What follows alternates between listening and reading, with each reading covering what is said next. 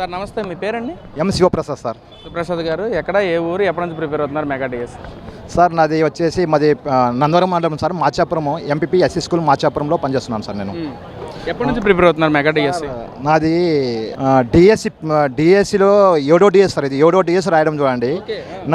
నా జర్నీ వచ్చేసి 22 years journey sir.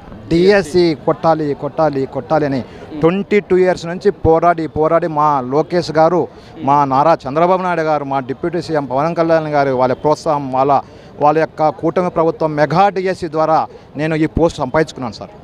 అంటే ఇక్కడ ఏదైతే మెగా డిఎస్ అంటే 16,000 పోస్టులు పైచీలకు రిలీజ్ చేస్తే దానిలో మొత్తం అవకతవకలే తప్ప దాని మెగా డిఎస్సి కాదు, దగా డిఎస్సి అంటూ ఉన్నారు. మరి 22 సంవత్సరాల తర్వాత మీరు జాబ్ కొట్టారు, ఎలా అనిపిస్తుంది? వాళ్ళు చేసే వ్యాఖ్యలను ఎలా చూడొచ్చు అంటారు?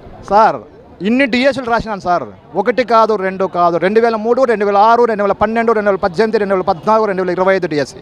1 కాదు 2 కాదు, 7వ డిఎస్సి. 7 డిఎస్సి రాసిన అంటే ఎంత అనుభవం ఉంటుంది సార్ నాకు. ఏమంటే దేవుని ఆశీర్వాదంతో 1 మార్కు 6 మార్కుతో ఉద్యోగం పోయింది సార్. కానీ ఈరోజు డిఎస్సి కొట్టినాను. ఈ డిఎస్సి మీద మన కూటమి ప్రభుత్వం మీద ఈ జగన్ వాళ్ళు చాలా అవమానాలు చేస్తున్నారు సార్, చాలా బాధేస్తుంది సార్. ఇటువంటి నేను చూసిన డిఎస్సిలో నిష్పక్షపాతంగా, నిజాయితీతో, రిలయబిలిటీగా 100% రిలయబిలిటీగా ఈ కూటమి ప్రభుత్వం నిష్పక్షపాతంగా నిర్వహించి మెగా డిఎస్సిని సక్సెస్ చేసింది సార్. ఈ సక్సెస్ని కుళ్ళుకొని కొంతమంది వైసీపీ నాయకులు, ఏమీ తెలియని వైసీపీ నాయకులు ఈరోజు చాలా నిందలు వేస్తున్నారు సార్. చాలా బాధేస్తుంది సార్. ఇన్ని డిఎస్లు కొడితే కూడా ఈ డిఎస్సి గురించి చాలా బాధేస్తుంది సార్ నాకు.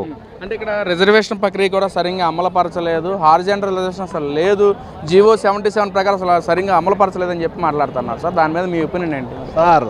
జీవో నెంబర్ 77 ఒక పారి దాన్ని ఇంగ్లీష్లో ఉంటే వాళ్ళకి అర్థం కాకపోతే గూగుల్లో పోయి ఏ దాంట్లో చూసుకుంటే వాళ్ళకి అర్థమవుతుంది సార్. ఏమో దాని గురించి తెలియని డిఎస్సి మీనింగ్ కూడా తెలియని మాటలు కొంతమంది నాయకులు మాట్లాడుతుంటే చాలా బాధేస్తుంది సార్. ఇటువంటి వాళ్ళ నాయకులు, ఇటువంటి వాళ్ళ వ్యక్తులు, ఇటువంటి వాళ్ళ మాట్లాడే మా గురించి వాళ్ళు అమ్ముకోవాల్సింటే 1,00,000 పోస్టులు వేసి చంద్రబాబు నాయుడు అమ్ముకునేవాళ్ళు సార్. అది కాదు సార్ నిజాయితీ అంటే. ఈరోజు చంద్రబాబు నాయుడు గారు అయితే, మేము లోకేష్ గారు అయితే, మేము పవన్ కళ్యాణ్ అయితే వాళ్ళు నిజాయితీగా ప్రజలకు మంచి పాలన అందించాలి, మన మధ్య విశ్వాసం కలిగించాలి, నిజాయితీ కలిగించాలనే ఉద్దేశంతో ఈరోజు కూటమి ప్రభుత్వము నిజాయితీగా మెగా డిఎస్సి 25 వేసింది సార్. దీనికి ప్రత్యేకంగా వాళ్ళకి నా ద్వారా మా మెగా డిఎస్సి విద్యార్థుల ద్వారా వాళ్ళకి అభినందనలు తెలుపుకుంటున్నాం సార్. అంటే ఇక్కడ వైసీపీ నాయకులు కూడా మాట్లాడుతున్నారు, ఈరోజు మేము నిరాహార దీక్షలు చేస్తామన్నాం, డిఎస్సి అభ్యర్థులకి ఏదైతే మోసపోయారో వాళ్ళ తరపు మేము నుంచుంటున్నాము, జంజీ బ్యాచ్ కూడా మాతో పాటు ఉన్నారని చెప్పి మాట్లాడుతున్నారు. మరి ఎక్కడ సార్ జంజీ బ్యాచ్? ఎక్కడ జంజీ బ్యాచ్ చెప్పండి, మీరే చెప్పండి. ఎక్కడ జంజీ బ్యాచ్? జంజీ బ్యాచ్ అంటే వాళ్ళు అంత ఆశామాసి జంజీ బ్యాచ్ అనరాదు సార్. ఆ జంజీ బ్యాచ్ వచ్చేసి వాళ్ళకు ప్రపంచ జ్ఞానం పట్ల అవగాహన ఉండే వాళ్ళే మాట్లాడతారు సార్. ఈ జంజీ బ్యాచ్ ప్రజెంట్ అప్డేట్ అయినారు సార్ విద్యార్థులు అందరూ. ఎక్కడ నిజాయితీ ఉంది, ఎక్కడ నిజాయితీగా ఉంటే అక్కడే వెళ్తారు సార్ జంజీ బ్యాచ్. ఎటువంటి ఆధారం లేకుండా ఈరోజు మాట్లాడుతున్నారు సార్. వాళ్ళకి మొన్నే జస్ట్ ఒక 10 రోజుల కింద హైకోర్టు వాళ్ళకి చెప్పపెట్టేసింది సార్. మీరు ఏ విధంగా ఆధారాలతో చెప్తున్నారు? డిఎస్సి విద్యార్థుల ఆధారాలతో వేయలే మీరు. ఎవరో నాన్ డిఎస్సి విద్యార్థులు కోర్టు కేసు ఎట్లా దీని గురించి ఎట్లా చెప్తాము? ఎటువంటి ఆధారం లేకుండా మీరు వస్తే ఏ విధంగా న్యాయం చెప్తామని హైకోర్టు వాళ్ళకి చెంపపట్టేసింది సార్ వాళ్ళకి. మరి అదే డిఎస్సి మీద సిబిఐ ఎంక్వైరీ కావాలని చెప్పి కూడా జగన్మోహన్ రెడ్డి గారు మాట్లాడుతూ ఉన్నారు. జగన్మోహన్ రెడ్డి గారు ఏ అవగాహనతో సిబిఐ ఎంక్వైరీ చేస్తున్నారు సార్? ఏ విధంగా సిబిఐ ఎంక్వైరీ అవుతున్నారు? ఎక్కడ అవినీతి జరిగిందని చేస్తున్నారు సార్? ప్రతి ప్రశ్న, ప్రతి క్వశ్చన్ పేపరు విద్యాశాఖ మంత్రి కోన శశిధర్రావు గారు, ప్రిన్సిపల్ సెక్రటరీ కోన శశిధర్రావు, విజయరామరావు స్పష్టంగా చెప్పినారు. ప్రతి అభ్యర్థి ప్రతి క్వశ్చన్ టు క్వశ్చన్ ఏమి ఇచ్చినారు, ఏం ఆన్సర్ ఇచ్చినారు, ఏ విధంగా జరిగింది అని ప్రతి ఆన్లైన్ ద్వారా వాళ్ళకి అన్నీ కూడా చెప్తున్నారు సార్ వాళ్ళకు.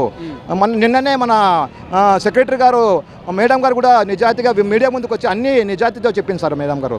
అంటే ఏం సార్ ఫైనల్గా ఎలాంటి సమాధానం చెప్పాలనుకుంటున్నారు? ఏదైతే వైసీపీ నాయకులు చేసిన ఆరోపణలు మొత్తం మీద ఎలాంటి సమాధానం చెప్పాలనుకుంటున్నారు ఒక డిఎస్సి అభ్యర్థిగా? నేను డిఎస్సి కాబట్టి ఒకటే చెప్తున్నాను సార్, మీ దగ్గర సాక్ష్యం ఉంటే, మీ దగ్గర ఆధారాలు ఉంటే మీడియా ముందుకు ప్రదర్శించి మెగా డిఎస్సి విద్యార్థుల చేత ఎవరైనా కొట్టిన వాళ్ళ చేత ఆధారాలతో చూపించి నిరూపిస్తే మేము మంచిదని కోరుకుంటున్నాం సార్. సార్ నమస్తే, మీ పేరండి? నమస్తే సార్, నా పేరు ఆదిన సార్. ఏ ఊరు సార్? మన అనంతపురం జిల్లా సార్. ఎప్పటి నుంచి ప్రిపేర్ అవుతున్నారు మెగా డిఎస్సికి? 2014 నుంచి సార్. 2014, 2018, 2018 నుంచి కూడా ఇయర్లీ పడుతుంది అన్నట్లు మేము ఎదురు చూసాము. కానీ అప్పుడైతే మాకు డిఎస్సి అనేది రాలేదు.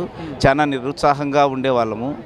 మళ్ళీ కూటమి ప్రభుత్వం వచ్చిన తర్వాత మాకు డిఎస్సి ఎప్పుడైతే వదిలేరో అప్పుడు మాకు కొంచెం అంటే వస్తుందనే ఆశతోనే చదివాం సార్.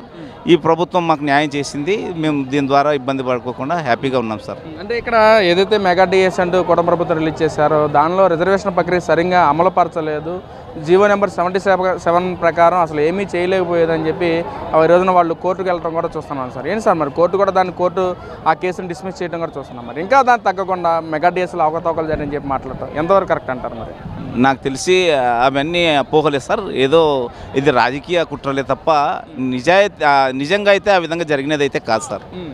ఇదేదో కావాలని రాజకీయ బురద. అంటే దయచేసి మా డిఎస్సి అభ్యర్థులు ఎన్నో నిద్రలేని రాత్రులు, ఎన్నో కష్టాలు, ఎన్నో బాధలు, ఎన్నో కష్ట నష్టాలు ఓర్చుకొని పిల్లల్ని వదిలిపెట్టేస్తే వచ్చింది సార్ మాకు ఈ డిఎస్సి అనేది.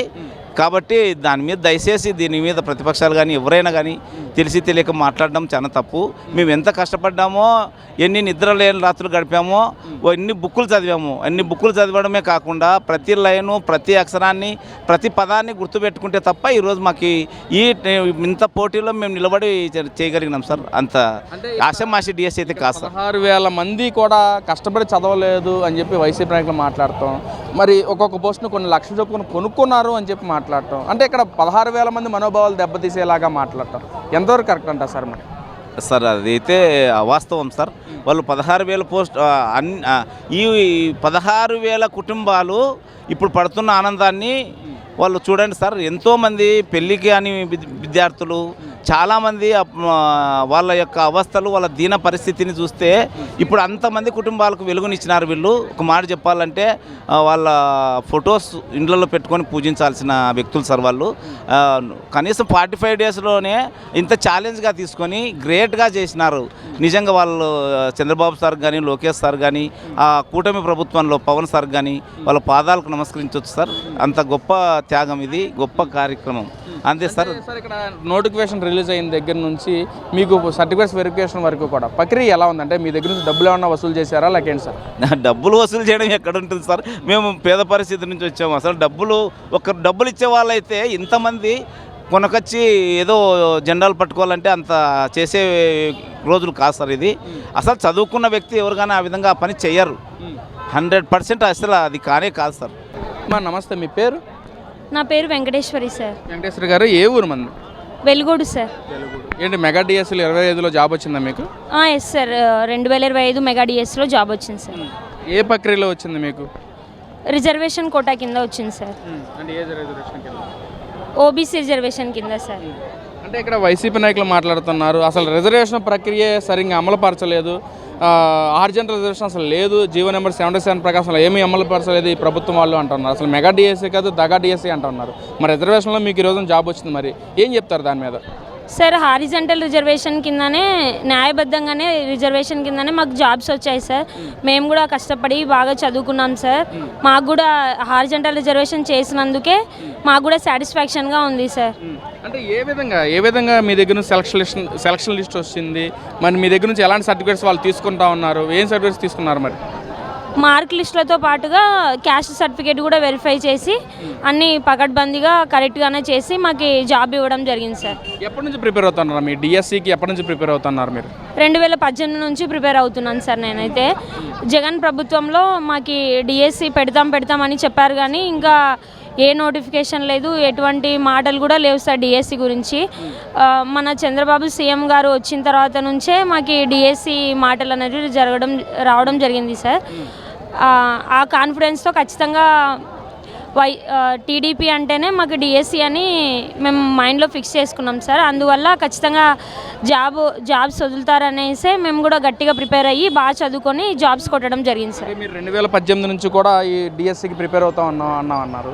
మరి అప్పటి నుంచి ఇప్పటికి ఎంత స్ట్రగుల్స్ మీరు ఫేస్ చేశారు? అసలు చాలా స్ట్రగుల్స్ ఫేస్ చేసాం సార్. ఇంట్లో వాళ్ళు అమౌంట్ ఇవ్వకపోవడము, తర్వాత హాస్టల్స్లో ఎక్కువ రోజులు ఉండి చదువుకోకపోవడం, ఫ్యామిలీని వదిలేసి చదువుకోవడం, చాలా స్ట్రగుల్స్ ఫేస్ చేసాం సార్. ఇయర్ డిఎస్సి అని చెప్పేసి కూడా ఇవ్వకపోవడం చాలా బాధాకరంగా ఉంది సార్ మాకి. మరి అదే మీరేమో కష్టపడి చదువుకున్నాము, మా కష్టం వల్లే వచ్చింది మీరంటా ఉన్నారు, కానీ వైసీపీ నాయకులు అక్కడ కష్టపడలేదు. వాళ్ళంతా కొనుక్కున్నారు డిఎస్సి జాబ్లు మొత్తం. వాళ్ళు లోకేష్ కానీ చంద్రబాబు అమ్మేశారు పోస్టులు అంతా కూడా, మరి వాళ్ళు అంటా ఉన్నారు. మరి అవన్నీ ఫేక్ మాటలు సార్. అవన్నీ మేమైతే కష్టపడడం ద్వారానే న్యాయబద్ధంగానే మాకు ఈ పోస్టులు ఇవ్వడం జరిగింది సార్ టీడీపీ ప్రభుత్వం. ఎలా చూడొచ్చు అంటారు ఏదైతే 16,000 మంది ఈరోజు జాబులు వచ్చి వాళ్ళ పని వాళ్ళు చేసుకుంటున్నారు, మరి ఇదే తరుణం వైసీపీ నాయకులు ఈ విధంగా వాళ్ళ ఆత్మగౌరవానికి భంగం కలిగించే విధంగా వచ్చేసి బయటకు వచ్చేసి కొనుక్కున్నారు, కష్టపడలేదు, అమ్మేసుకున్నారు పోస్టులు అని చెప్పి ఈ విధంగా మాట్లాడటం ఎంతవరకు కరెక్ట్ అంటారు అసలు? ఇది సమంజసం కాదు సార్. మేమైతే చాలా కష్టపడి జాబ్స్ తెచ్చుకొని పిల్లలకి టీచ్ చేయడం జరుగుతుంది సార్.